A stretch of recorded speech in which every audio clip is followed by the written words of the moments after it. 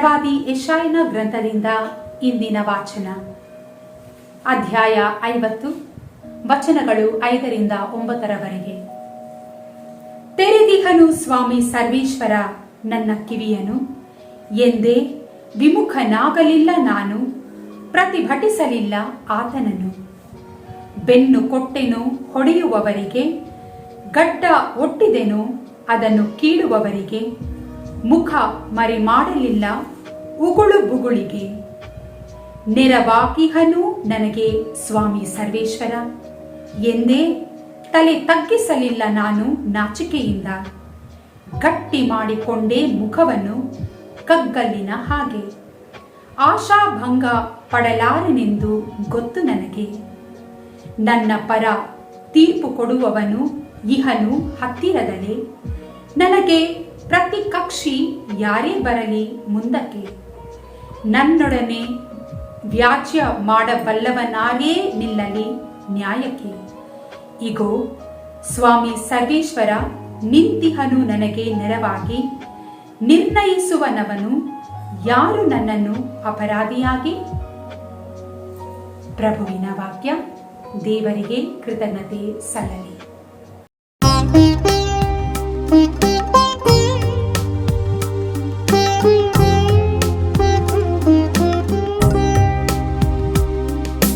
ನಡೆವೆನು ನಾ ಪ್ರಭುವಿನ ಕಣ್ಮುಂದೆ,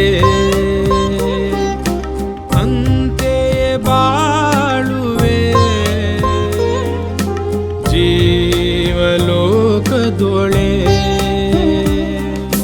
ನಡೆವೆನು ನಾ ಪ್ರಭುವಿನ ಕಣ್ಮುಂದೆ,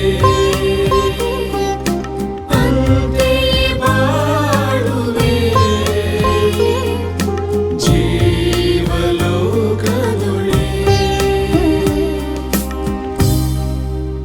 ನನಗಿದೆ ಪ್ರಭುವಿನಲ್ಲಿ ಪ್ರೀತಿ,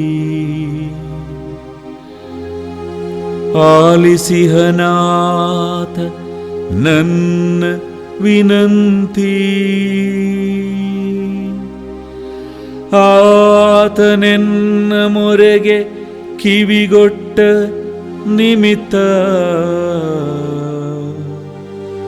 ವಿಜ್ಞಾಪಿಸುವೆ ಜೀವಮಾನ ಪರ್ಯಂತ.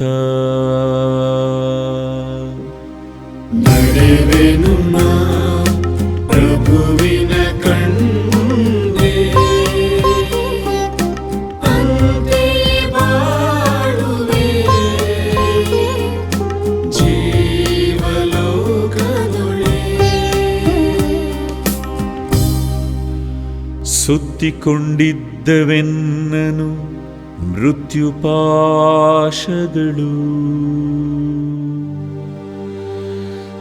ಬಿಗಿ ಹಿಡಿದಿದ್ದವು ಪಾತಾಳ ವೇದನೆಗಳು. ಬಂದೊದಗಿದ್ದವೆನಗೆ ಕಷ್ಟ ಸಂಕಟಗಳು, ಕೂಗಿ ಕರೆದೆನಾಗ ಪ್ರಭುವಿನ ಸಿರಿನಾಮವನು. ಪ್ರಭು ಉಳಿಸೆನ್ನ ಪ್ರಾಣವನು ಎಂದು ಬೇಡಿದೆನು. ನಡೆವೆನು ನಾ ಪ್ರಭುವಿನ ಕಣ್ಮುಂದೆ, ಅಂತೆಯೇ ಬಾಳುವೆ ಜೀವಲೋಕದೊಳೆ. ಎರಡನೆಯ ವಾಚನ. ಯಾಕೋಬನು ಬರೆದ ಪತ್ರದಿಂದ ವಾಚನ. ಅಧ್ಯಾಯ 2, ವಚನಗಳು 14ರಿಂದ 18ರವರೆಗೆ.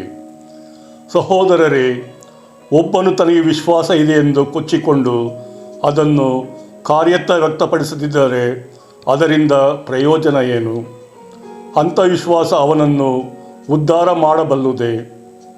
ಒಂದು ವೇಳೆ ಒಬ್ಬ ಸಹೋದರನಾಗಲಿ ಸಹೋದರಿಯಾಗಲಿ ದಿನನಿತ್ಯ ಊಟ ಬಟ್ಟೆಗಳಿಲ್ಲದೆ ಇರುವಾಗ ನಿಮ್ಮಲ್ಲಿ ಯಾರಾದರೂ ಅವರಿಗೆ ಅಗತ್ಯವಾದುದನ್ನು ನೀಡದೆ ಹೋಗು, ಸುಖವಾಗಿ ಬಾಳು, ಚಳಿ ಕಾಯಿಸಿಕೊ, ಹೊಟ್ಟೆ ತುಂಬ ತಿನ್ನು ಎಂದು ಬರೀ ಬಾಯಿ ಮಾತಿನಲ್ಲಿ ಉಪಚರಿಸಿದರೆ ಅದರಿಂದಾದ ಪ್ರಯೋಜನವೇನು?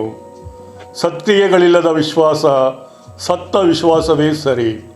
ಒಬ್ಬನು ನಿನ್ನಲ್ಲಿ ವಿಶ್ವಾಸವಿದೆ, ನನ್ನಲ್ಲಿ ಸತ್ಕ್ರಿಯೆಗಳಿವೆ ಎನ್ನಬಹುದು.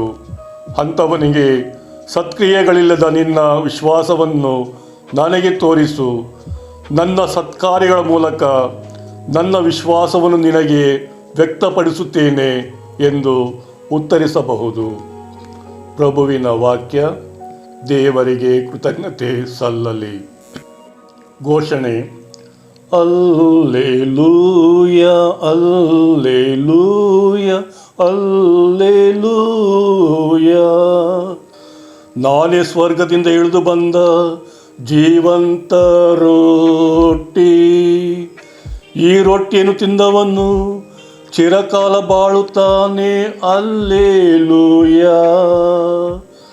ಅಲ್ಲೇಲೂಯ ಅಲ್ಲೇಲೂಯ ಅಲ್ಲೇಲೂಯ.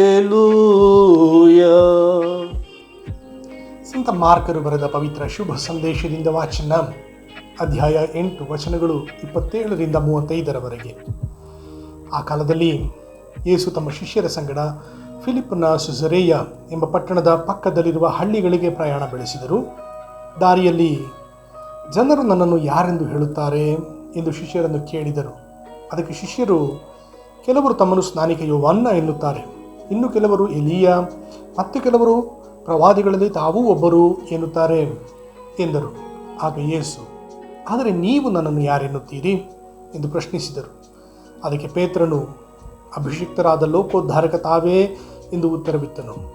ಆಗ ಯೇಸು, ಈ ವಿಷಯವನ್ನು ಯಾರಿಗೂ ತಿಳಿಸಬೇಡಿ ಎಂದು ತಮ್ಮ ಶಿಷ್ಯರಿಗೆ ಕಟ್ಟಪ್ಪಣೆ ಮಾಡಿದರು. ಈ ಘಟನೆಯ ಬಳಿಕ ಯೇಸು, ನರಪುತ್ರನು ಕಠಿಣವಾದ ಯಾತನೆಯನ್ನು ಅನುಭವಿಸಬೇಕಾಗಿದೆ, ಸಭಾ ಪ್ರಮುಖರಿಂದಲೂ ಪ್ರಧಾನ ಯಾಜಕರಿಂದಲೂ ಧರ್ಮಶಾಸ್ತ್ರಿಗಳಿಂದಲೂ ಆತನು ತಿರಸ್ಕೃತನಾಗಿ ಕೊಲ್ಲಲ್ಪಡುವನು, ಆದರೆ 3ನೇ ದಿನ ಪುನರುತ್ಥಾನ ಹೊಂದುವನು ಎಂದು ತಮ್ಮ ಶಿಷ್ಯರಿಗೆ ಮುಚ್ಚುಮರೆಯಿಲ್ಲದೆ ಬೋಧಿಸಲಾರಂಭಿಸಿದರು. ಇದನ್ನು ಕೇಳಲಾಗದೆ ಪೇತ್ರನು ಅವರನ್ನು ಪ್ರತ್ಯೇಕವಾಗಿ ಕರೆದು, ತಾವು ಹೀಗೆಲ್ಲ ಹೇಳಬಾರದು ಎಂದು ಪ್ರತಿಭಟಿಸಿದನು. ಆಗ ಯೇಸು ಹಿಂದಕ್ಕೆ ತಿರುಗಿ ತಮ್ಮ ಶಿಷ್ಯರನ್ನು ನೋಡಿ ಪೇತ್ರನನ್ನು ಗದರಿಸುತ್ತಾ, ಸೈತಾನನೇ, ತೊಲಗು ಇಲ್ಲಿಂದ, ನಿನ್ನ ಈ ಆಲೋಚನೆ ಮನುಷ್ಯರದ್ದೇ ಹೊರತು ದೇವರದ್ದಲ್ಲ ಎಂದರು.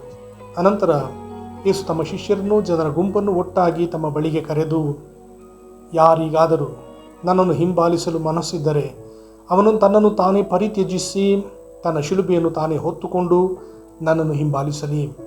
ತನ್ನ ಪ್ರಾಣವನ್ನು ಉಳಿಸಿಕೊಳ್ಳಲು ಹಾತೊರೆಯುವವನು ಅದನ್ನು ಕಳೆದುಕೊಳ್ಳುವನು, ಆದರೆ ನನ್ನ ನಿಮಿತ್ತ ಹಾಗೂ ಶುಭ ಸಂದೇಶದ ನಿಮಿತ್ತ ತನ್ನ ಪ್ರಾಣವನ್ನು ಕಳೆದುಕೊಳ್ಳುವವನು ಅದನ್ನು ನಿತ್ಯಕ್ಕೂ ಉಳಿಸಿಕೊಳ್ಳುವನು ಎಂದರು. ಪ್ರಭುವಿನ ಶುಭ ಸಂದೇಶ. ಕ್ರಿಸ್ತರೇ ನಿಮಗೆ ಸ್ತುತಿ ಸಲ್ಲಲಿ.